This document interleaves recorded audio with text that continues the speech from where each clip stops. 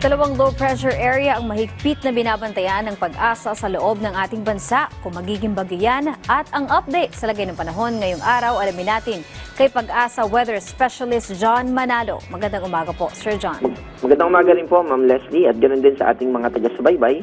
Yung dalawang low pressure area na ating binabantayan ay isa nasa West Philippine Sea.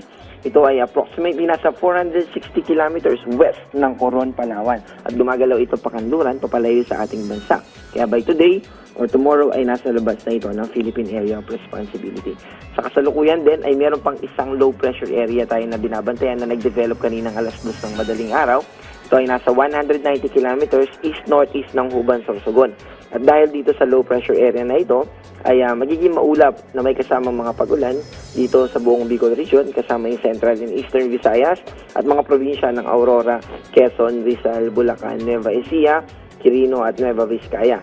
Itong low pressure area na ito ay may low chance. Ibig sabihin ay hindi natin inaalis yung posibilidad na mag-develop pa ito into tropical depression, pero nananatiling mababa yung chance nito na mag-develop.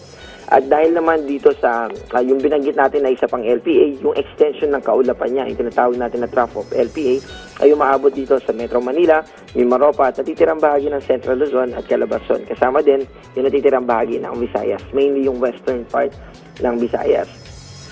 Dahil naman sa easterlies at sa habagat, ay magiging maulap din at mataas ng tsansa ng mga pagulan dito sa Cagayan Valley, kasama yung western and central and northern part ng Mindanao. Ito yung Zamboanga Peninsula, Northern Mindanao, Bar, Masok, Sargen. Ibig sabihin, maulap din at mataas ng tsansa ng mga pagulan sa mga nabanggit natin. Overall, lahat ng binanggit natin na mga lugar ay magiging maulap at nandun yung tsansa ng mga pagulan. Pero sa natitirang bahagi ng ating bansa, yung mga hindi natin nabanggit, ay magiging maaliwalas yung kanilang kalangitan at mas mababa yung tsansa ng mga pagulan. Dahil nga dito sa low pressure area na nasa may Bicol region, na mag-move pa northwest, papunta sa extreme northern Luzon, ay malaking bahagi pa rin ng Luzon yung mananatiling maulap at mataas yung tsansa ng mga pagulan sa mga susunod pa na araw. At yan po yung ating update mula sa UST Pag-asa. Maraming salamat, Pag-asa Weather Specialist John Manalo.